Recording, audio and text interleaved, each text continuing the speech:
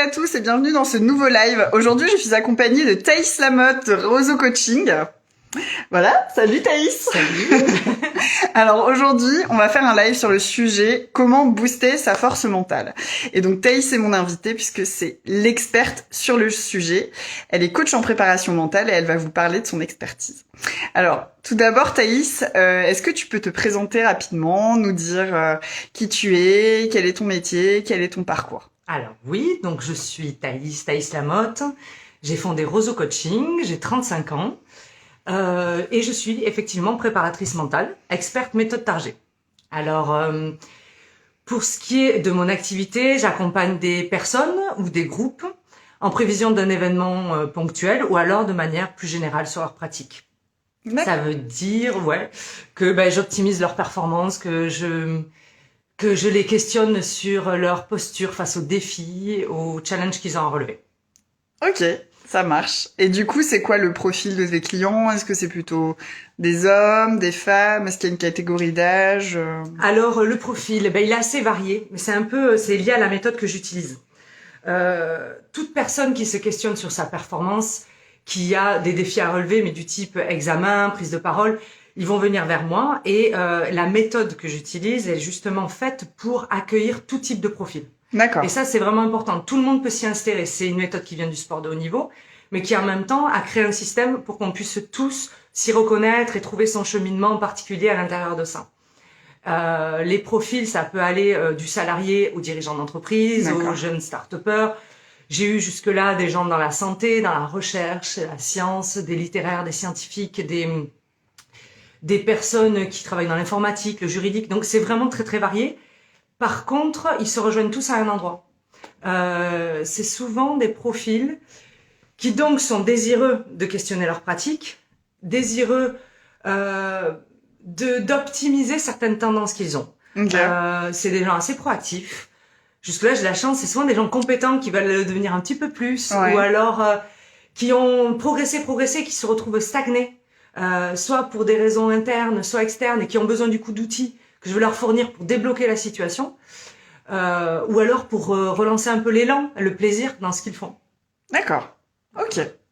Et alors, est-ce qu'il s'agit d'accompagnement plutôt court, plutôt long? Comment ça fonctionne en fait, la formule que tu leur proposes? Est-ce que s'il y a plusieurs séances? C'est plutôt court, je dirais, parce que c'est une douzaine de séances. C'est rare qu'on aille au-delà. Ou alors c'est que c'est pas une question de on est en train de tâtonner, on patauge, au contraire, c'est que ça va et qu'il y a une échéance et qu'on poursuit, qu'on a envie de continuer, de poursuivre à creuser. Mais par contre, les séances, elles sont denses. D'accord. Et ça, j'insiste, c'est des séances de 2 heures au début. Alors, il faut prévoir ce créneau, il vaut mieux espacer les séances, mais vraiment prévoir ça, parce que au début, on approfondit la méthode, on essaie de l'intégrer, on expérimente les outils, donc tout ça prend du temps. Et je sais pas, pour certains qui ont peut-être vécu les thérapeutes avec 30 minutes de créneau, c'est le moment de pile où on se détend, où on voit émerger certaines choses.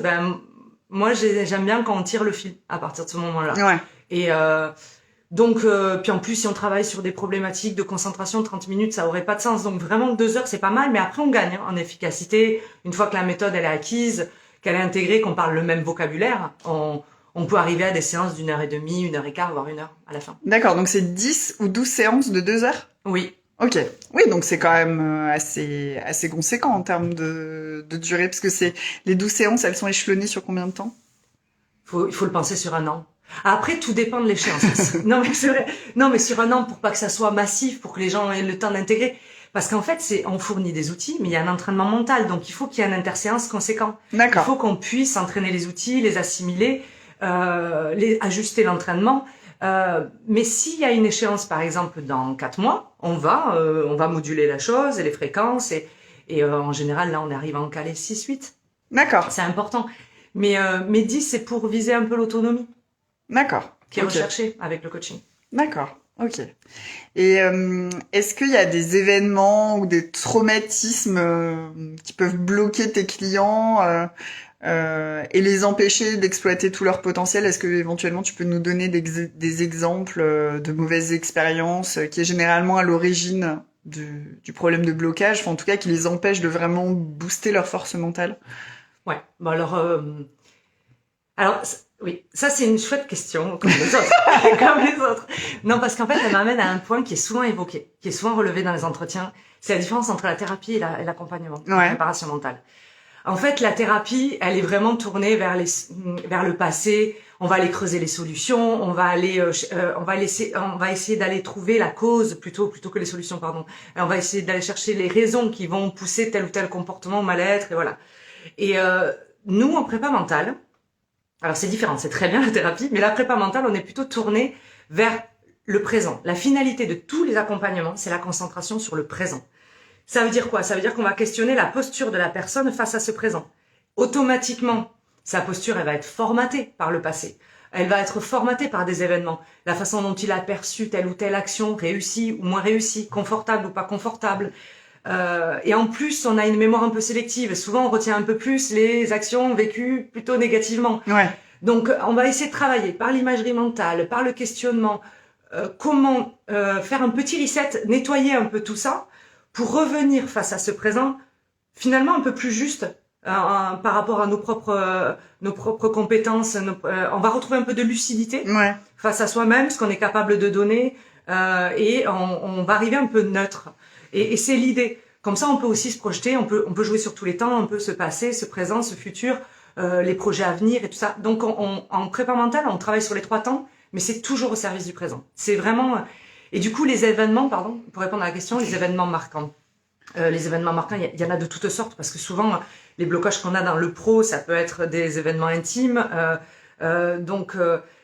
Mais c'est surtout que c'est souvent les événements jugés marquants négativement, on les généralise.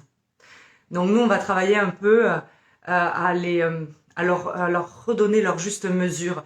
Je prends un exemple qui a rien à voir, mais peut-être que quelqu'un dans son travail va être bloqué pour aller prendre la voiture parce qu'il a eu une fois un accident. Tout d'un coup, il va se dire, je suis pas du tout fait pour la voiture, alors qu'en fait, il s'agit d'un moment, un jour, dans un contexte particulier.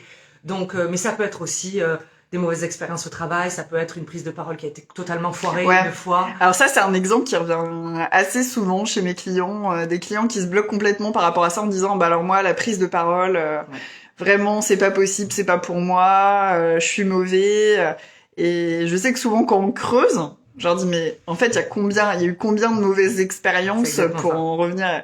En fait souvent on se rend compte qu'il y a une expérience et encore que eux interprètent comme mauvaise, enfin ont vécu de manière très négative, mais qui objectivement ne l'était pas donc ça et qui suffit complètement à les traumatiser, les bloquer en quelque sorte et ensuite à partir de là ils veulent tellement pas que ce sentiment négatif se reproduise qu'ils préfèrent se dire ah bah ça plus jamais, je suis pas fait pour ça. Mais complètement, c'est ça la généralisation. C'est vraiment comment revenir sur un événement et enlever toute cette connotation hyper négative et retrouver finalement le réel de son potentiel. Et les prises de parole, bon, il faut aussi les relativiser, c'est délicat pour tout le monde. Il y a personne qui est méga à l'aise. Enfin, on est tous, à partir du moment où ce qu'on raconte, c'est important pour soi, forcément, ça fait vibrer et tout. Mais la préparation mentale, j'espère qu'elle permet au coaché de redonner au client le goût pour ça. C'est-à-dire ça peut être bon d'éprouver un peu de stress, ça peut être exaltant. Nous, en prépa mentale, on parle d'anxiété positive et c'est pas pour rien, c'est que c'est porteur, en fait. Moi, dans mon cursus, avant de devenir préparatrice mentale, j'ai été comédienne. Donc, j'ai vraiment connu ces questions-là. Je les ai traversées. J'ai même fait des classes préparatoires. Donc, les concours, les événements comme ça à surmonter, les prises de parole sur le plateau, les questions de performance, de stress, je les ai complètement vécues. Et j'ai vécu le bon et le mauvais, hein. Celui qui fait se dépasser, qui nous permet de surmonter des montagnes, et celui qui est bloquant, où tout d'un coup ça devient une lutte insoutenable. Le casting qui se passe mal, quoi. Ah oui, alors ça, j'en ai vécu. Sinon vous me verriez partout sur les écrans.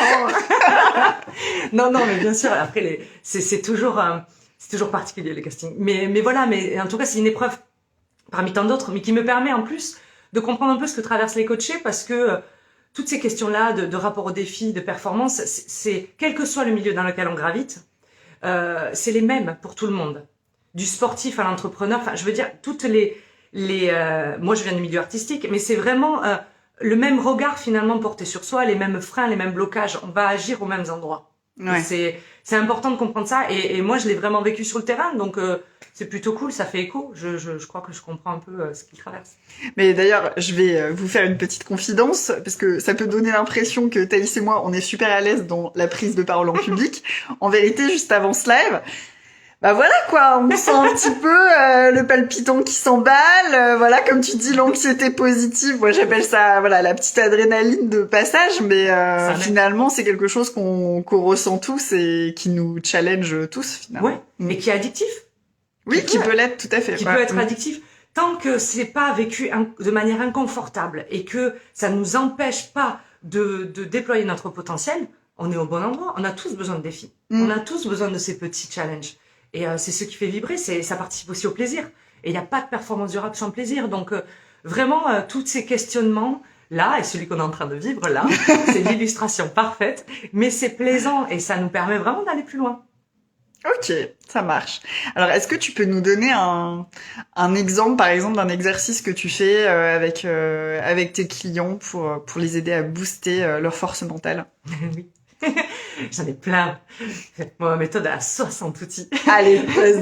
Donc, tu nous révèles pas tes secrets de fabrication, hein, mais tu peux nous parler d'un exercice si tu veux. Non, mais peut-être, je sais qu'on vient beaucoup me voir pour de la gestion du stress, donc automatiquement, il va y avoir énormément d'outils de respiration, de visualisation, d'imagerie, mais alors ça demanderait beaucoup de temps et de la mise en condition. Ouais. Mais la respiration, bête et méchant, on commence automatiquement par apprendre la respiration abdominale, mais la vraie, c'est-à-dire celle qui va être intégrée, parce que on respire souvent coupé de l'action, c'est-à-dire dans des moments de méditation, des moments de ressourcement, et c'est très important. Il faut le faire. Et mais on oublie de respirer quand on est en train de vivre quelque chose de fort. Et ça, c'est vrai que nous, on peut apprendre à le faire en préparation mentale, apprendre au coacher. Il va automatiser grâce à l'entraînement mental cette respiration. Et au bout d'un moment, en gestion du stress, ça va être intégré. Donc automatiquement, il va avoir cette respiration abdominale. Alors je pourrais la montrer, c'est vraiment juste le ventre qui gonfle et ensuite qui revient et la cage thoracique ne bouge pas. Donc ça, on l'étire au maximum. Mais si on fait juste 3 fois par jour, 5 minutes, ouais, on va déjà gagner en bien-être, gagner en fluidité. Et on va se rendre compte que ça va devenir un petit instinct dans l'action. Et il suffit qu'il y ait une collègue ou tout d'un coup, tout plein de notifications, quelque chose qui vient nous couper dans notre élan. Et là, clac, on va s'enclencher pour pouvoir accueillir cet aléa, accueillir ces perturbations. Parce qu'il y en a plein dans le monde du travail. Et apprendre à capitaliser son énergie comme ça, c'est déjà une manœuvre. Donc l'outil, ouais, la respiration abdo, moi je pense que c'est sans doute un des plus puissants et un des plus anodins. Oui, et puis primaire finalement. À fond. Ouais. Mais on l'oublie, on est en apnée. Mais c'est parce que, oui, en fait, tu considères que on sait plus trop respirer normalement et qu'en fait, on est beaucoup sur la gorge, la cage thoracique, là où on devrait être plutôt sur la respiration abdominale. Surtout quand on est dépassé par les événements. C'est-à-dire que là, on peut reprendre la prise de parole publique. Quelqu'un qui tout d'un coup va vivre la chose un peu inconfortable, ça peut commencer à battre là, ça peut commencer à se serrer la gorge, on peut même avoir des fois le cœur qui bat dans la paupière. Et là, pour le coup, l'objectivité, la lucidité, elle n'a pas lieu, elle y est plus. Et donc, la respiration, très souvent, elle va être un petit peu haute, quoi. Voire elle se coupe, ouais. Soit elle se coupe, soit ça s'assèche, soit elle est haute. Et là, on est vraiment dans l'émotionnel pur. Et c'est ça aussi qu'on fait en préparation mentale. C'est de la gestion émotionnelle, c'est de la gestion énergétique. Et après, on aborde tout plein d'autres problématiques. La motivation, l'estime, la confiance en soi, la communication. On est vraiment sur tout ça. En gros, tout ce qui vient nous freiner dans notre élan, dans notre plaisir. Mais c'est pas forcément lié à un événement ponctuel. Ça peut être... on peut aussi avoir envie de suivre un accompagnement parce qu'on a des tendances générales dans notre pratique. Moi, j'ai vraiment les deux cas de clients. Soit ceux qui viennent, ils ont une échéance, prise de parole, réunion, examen, concours. Ou alors ceux qui disent, voilà, je sens que je suis un peu freinée et que j'ai des endroits qui pourraient me permettre d'être beaucoup plus là, un accès à mes ressources, à mes moyens dans le moment présent. Est-ce que tu as des clients qui t'ont déjà consulté, par exemple, en disant dans 2 mois, c'est mon entretien annuel d'évaluation, je voudrais demander une augmentation, en tout cas, je vais être plus fort pour mettre en avant mes réussites. Ça, c'est, par exemple, des clients que tu as déjà accompagnés? Ouais. Alors 2 mois, on est un peu juste. Hein. Oui, j'imagine. Non, mais j'ai eu même 1 semaine. Ah oui. Bon, là, on est bien d'accord que c'est pas un accompagnement. On fournit quelques outils et encore, on veille à ce qu'ils ne viennent pas perturber la personne. Non, l'idéal, c'est vraiment 3 mois minimum. Ok. Et ça, c'est important. 3 3 mois minimum pour avoir le temps de s'entraîner et pour le désacraliser aussi, ça. Parce que même si c'est des forts enjeux et que c'est peut être très important pour nous, il est important qu'on revienne dans des objectifs qui soient pas que de résultats, aussi de comment je me maîtrise et comment je gagne aussi en performance, en conscience qu'on part d'un point A à un point B. Donc oui, j'en ai eu pour se préparer à des réunions, ouais. Se sentir plus fort, ouais. Après, on vient pas remplacer la technique. C'est-à-dire qu'il faut que la personne, elle fournisse son travail technique et ses compétences qu'elle les ait.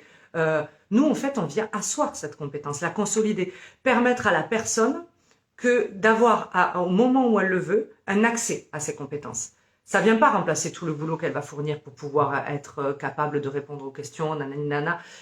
Mais par contre, on va la mettre dans les bonnes conditions, les bons starting blocks pour ce jour-là, voilà, se présenter et être capable peut-être de donner l'image qui est la plus juste d'elle-même. Ok. Est-ce que tu as l'habitude de travailler peut-être en collaboration avec d'autres spécialistes de santé, de développement personnel, conseils en images Alors, pas trop. Alors oui, beaucoup de praticiens. Alors ça, c'est un accord avec le coaché. C'est selon ses besoins. Ouais. Mais vraiment un accord parce qu'ils sont pas tous. Des fois, on a envie de se faire son petit micmac d'accompagnement mental tout seul. Mais oui, ça peut être avec un entraîneur physique pour les sportifs. Ça peut être avec des sophros, avec des kinés, ostéos, des naturopathes, diététiciens, des psys. Et là, je reviens au psy d'ailleurs parce que tout à l'heure, tu parlais des événements au trauma. Ouais. Trauma, non. Moi, j'estime qu'en tant que préparatrice mentale, les traumas, je les prends pas. Parce qu'on le voit très vite. Quand c'est vraiment ancré depuis très longtemps, qu'il y a vraiment des ramifications qui se sont faites et que ça a fini par définir un tout petit peu la personne. Ouais. Là, je préfère passer la main parce que je trouve que ça sera beaucoup mieux à la limite de se compléter avec un psy à ce moment-là. C'est pareil pour les phobies. D'ailleurs, des gens viennent avec des peurs, ok, mais les phobies, là, bien installées. Quand c'est de l'ordre un peu de la pathologie, alors sans être péjoratif, bien sûr, ça veut dire que c'est vraiment ancré. Un degré de gravité, un certain degré de gravité. Ouais. Voilà. On peut vraiment accueillir les événements marquants, mais si on sent que c'est vraiment très fort chez la personne et que ça la définit presque, que ça n'est arrivé à ça, là je passe la main. J'ai tout autour de moi un bon réseau de gens en qui j'ai confiance, à qui je sais, je laisse rarement démuni quelqu'un quand même. Après, la matière en elle-même de la prépa mentale, elle est au carrefour de plusieurs disciplines. C'est déjà elle-même un mix. Ça a pris aux sciences de la communication non violente, du management, mais aussi on est allé vers la sociologie, la philo, l'hypnothérapie avec l'imagerie mentale, la sophro avec des exercices de respi. Il y en a énormément qui viennent de la sophrologie. Moi-même, je vais de temps en temps faire des petits échanges de procédés et d'outils pour enrichir encore plus mon accompagnement. Mais en elle-même, la matière, la discipline est faite pour accueillir des problématiques complexes, donc elle s'est mise au carrefour de plusieurs disciplines. Oui, c'est ça. Elle est nécessairement pluridisciplinaire. Complètement. Ok. Est-ce que tu peux nous parler de ton actualité du moment ? Mais oui, je peux. Alors, mon actualité du moment. Comme je vous disais, il faut anticiper quand on a une échéance. Et là, on est en début d'année, on vient de passer le mois de janvier, on n'est pas loin quand même des examens, des concours. Ouais. Beaucoup ont lieu en mai. Mais on pense aux étudiants, aux apprentis, mais il y a aussi les adultes qui passent pas mal de concours aussi d'administration, tout ça. Et donc c'est pas mal de l'anticiper. Et en ce moment, moi je dirais que je me concentre un peu sur ce type d'accompagnement. Alors en individuel ou même en collectif, je crée des groupes d'études pour encore plus ça sort la motivation. Ouais. Donc des gens qui viennent et qui disent voilà je veux travailler avec mes 3 copains, ok. Et donc on fait des stages comme ça, des mini stages étudiants ou alors des accompagnements individuels quand on veut un accompagnement le plus sur mesure possible. Mais ça serait l'actualité. Et courant février mi-mars, je relance les séances collectives d'initiation à la préparation mentale qui s'appellent les bulles. Les bulles, c'est une séance d'1 heure en visio. Qui permet d'apprendre quelques outils, un peu comme la respiration abdominale, des outils vraiment centrés sur l'énergie, à utiliser dans l'action et hors action pour apprendre comme ça à se ressourcer, mais en même temps à être relâché, parce qu'il n'y a pas de gestion du stress sans apprendre le relâchement. Si on est comme ça, il n'y a rien qui va passer, et puis s'il arrive un pépin, on ne peut rien recevoir. Donc voilà, si on se respire, si on se ressent, si on apprend tout ça, on peut prendre du plaisir déjà, et mieux recevoir les choses et mieux s'adapter. Donc je lance ces bulles et pour en être formé, le plus simple c'est la newsletter on peut s'inscrire sur mon site roseaucoaching.fr. Ok, je partagerai le Tu lien en partageras commentaire. le lien. Et sinon, j'ai une rubrique événements sur mon site aussi, où je publie les dates. Ok, super. Voilà. Merci Thaïs. Oui. Est-ce que tu souhaites partager le mot de la fin, peut-être un message que tu aimerais partager aux gens qui nous regardent? Ouais. Le mot de la fin, chaque préparateur mental, je pense, chaque préparateur mental vient à cette discipline pour des raisons qui lui appartiennent. Et moi, je pense que c'est vraiment l'idée de déployer, de permettre d'accompagner les personnes dans le déploiement de leur potentiel. C'est vraiment même mon slogan, faites croître votre potentiel. Ça vient du roseau. Et mais en vrai, je crois fermement qu'une personne qui se donne l'ambition technique, qui se donne en tout cas les moyens de son ambition, doit pouvoir être en mesure de d'exprimer son savoir-faire, de se réaliser, de transmettre, de se raconter, et ce qui est primordial aujourd'hui en plus, de se raconter, de savoir transmettre. Et donc, il me semble que dans les formations, il manque quelque chose. Quelles que soient les formations, il manque quelque chose. Et j'ai vu tellement de gens talentueux autour de moi être freinés dans leur élan, alors qu'ils avaient la bonne vocation, qu'ils étaient au bon endroit, et pourtant, il leur manquait des fois un petit truc pour juste avoir ce petit déclenchement ce petit tilt qui fait que, ah oui, là, j'ose y aller, là, j'ose montrer ce que j'ai appris, j'ose exprimer, et où j'ai des clés pour savoir l'exprimer. Donc, je crois que la préparation mentale, ça peut être, elle vient pallier à cette lacune. Et ça peut être un vrai tremplin pour déployer son savoir-faire. Eh ben, beau message d'espoir. Mais j'y crois. Ah Et, bah, et moi ça aussi, s'est j'y déjà crois. justifié. Ah bah absolument. Absolument. Merci Thaïs pour Avec toutes ces plaisir. explications. Merci à toi. C'était vraiment un plaisir de t'accueillir sur ce live. Bien évidemment, il y aura un replay disponible qui sera partagé sur mon profil, qui sera partagé via ma newsletter, sur LinkedIn, etc. Donc ne vous inquiétez pas, cette vidéo ne disparaît pas dans l'abîme.